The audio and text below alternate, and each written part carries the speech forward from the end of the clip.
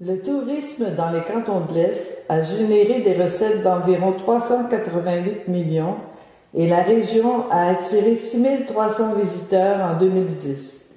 Parmi les 22 régions touristiques du Québec, elle est la troisième la plus visitée, selon les dernières statistiques disponibles de Tourisme Québec. Devant l'absence d'un outil de promotion touristique pour le Haut-Saint-François depuis plusieurs années, un petit groupe de citoyens prend les choses en main.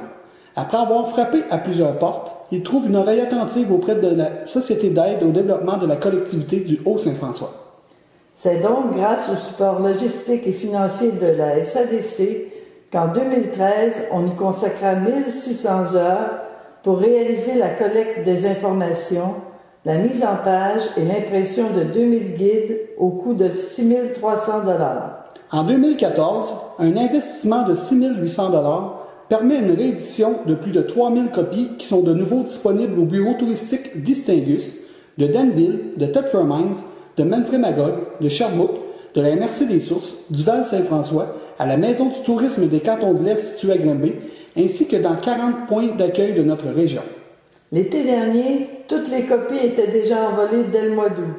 Nous avons reçu plusieurs commentaires d'agents des bureaux touristiques régionaux qui nous ont félicités pour la qualité du graphisme, de la présentation et pour l'originalité du contenu.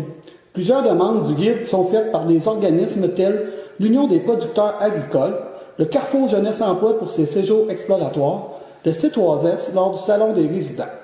Un tel outil est essentiel afin d'attirer des visiteurs et de soutenir les travailleurs autonomes et les micro-entreprises qui ont choisi de s'installer chez nous et qui croient au potentiel du Haut-Saint-François. Le guide des attraits du Haut-Saint-François fait la promotion de 150 entreprises et événements. Il présente les 14 municipalités en images et en mots. Il soutient aussi, par le fait même, les entreprises de restauration, de culture, de patrimoine et de plein air. L'attraction de visiteurs a le potentiel d'influencer positivement au niveau de l'emploi. Par la création d'emplois pour une population peu spécialisée et pour des étudiants, et en favorisant l'établissement de micro-entreprises et de travailleurs autonomes. Au niveau du revenu. En permettant de vivre de sa micro-entreprise, de son art, de sa passion. Au niveau de la démographie. En attirant de nouveaux résidents. Au niveau de l'environnement. En mettant en valeur et en incitant la protection du patrimoine, des paysages et des cours d'eau, et en motivant l'intérêt des municipalités à développer des parcs, des pistes cyclables, des sentiers pédestres. Au niveau de la vitalité. En stimulant la création de nouveaux événements et en permettant la survie de ceux qui sont en place. Au niveau de l'équilibre travail-vie. En permettant l'accès à des loisirs, à de la culture, au plein air, à des activités de rassemblement pour les résidents et les visiteurs. Au niveau de la satisfaction. En entraînant un accroissement et la survie de multiples services de proximité, et ce, au cœur même de nos petites communautés. Autant les visiteurs que les résidents tirent bénéfice de s'ouvrir au monde. Il est temps de développer un sentiment d'appartenance et de fierté et de se reconnaître comme assez beau et assez bon pour inviter les gens à nous visiter et à nous adopter. Ce qui va bien. Il y a une volonté citoyenne de faire avancer les choses. Une poignée de gens se sont pris en main et ont amorcé une démarche dynamique qui entraîne des retombées dans nos communautés et au-delà.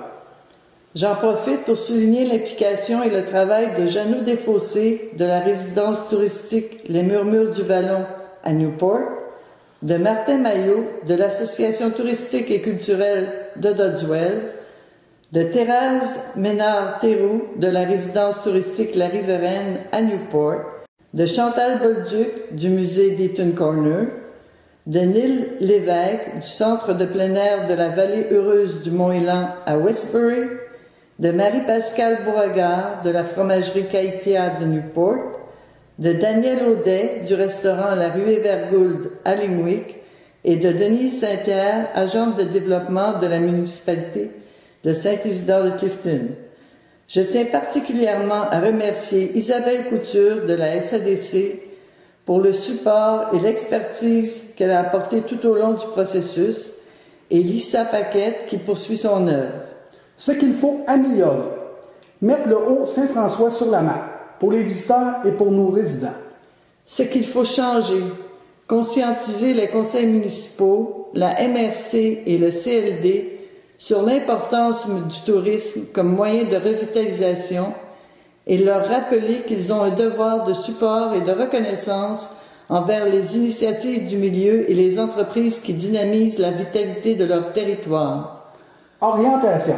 Le comité touristique du Haut-Saint-François est à consolider son statut et à définir ses orientations. Extrait du Forum estrien, agir pour développer des communautés solidaires, de l'Observatoire estrien du développement des communautés, le tourisme comme voie de développement durable nous offre quelques pistes à explorer. Un événement qui fonctionne peut être un levier pour promouvoir un nouveau produit. Le tourisme peut être un moyen d'attirer de nouveaux arrivants. Le tourisme met en valeur les forces du milieu. Le milieu fait le choix du tourisme comme levier de développement. Le milieu doit saisir l'occasion de se revitaliser. On doit promouvoir les attraits touristiques de notre région pour nos citoyens. En terminant, nous aimerions inviter toutes les personnes intéressées à se joindre à nous. Toutes vos idées sont les bienvenues. Merci au GAC, via le sommet vers le haut, de l'opportunité de nous faire connaître.